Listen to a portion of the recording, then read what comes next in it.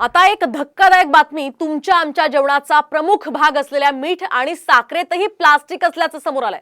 तर साखर आणि मिठामध्ये लहान मोठे तुकडे फिल्म आदी स्वरूपामध्ये प्लास्टिक आढळून आलेत। पर्यावरणीय संशोधन संस्था टॉक्सिक लिंकनं साखर आणि मिठाच्या 10 विविध प्रकारच्या नमुन्यांचा अभ्यास करून हा निष्कर्ष काढलाय।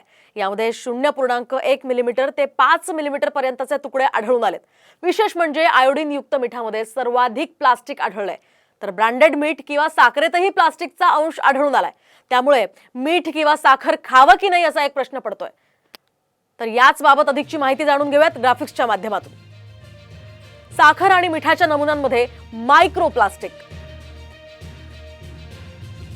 तर लहान मोठे तुकडे आणि फिल्म इत्यादी स्वरूपामध्ये हे प्लास्टिक आढळलंय।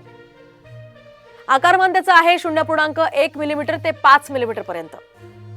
तर आयोडीन युक्त मिठामध्ये सर्वाधिक प्लास्टिक आढळून आलंय, जे सर्वात सोयीस्कर मानलं जातं। नॉन ऑर्गॅनिक उत्पादनामध्ये सर्वात अधिक प्रमाण याचं आहे। एकूणच साखर आणि मीठ सर्वसामान्यांच्या आयुष्यामध्ये एक महत्त्वाचा भाग आहे। अगदी रोज आपण याचा सर्रास वापर करत असतो, मात्र हेच तुमच्या जीवाशी खेळतंय असा एक सवाल इथे निर्माण होतोय। कारण त्यामध्ये आता प्लास्टिकचे अगदी मायक्रो असणारे हे लहान लहान तुकडे आढळलेले आहेत आणि त्यामुळे याच पार्श्वभूमीवर अन्न आणि औषध प्रशासन विभाग काय कारवाई करतो, काय ॲक्शन घेतो ते पाहणं महत्त्वाचं असेल।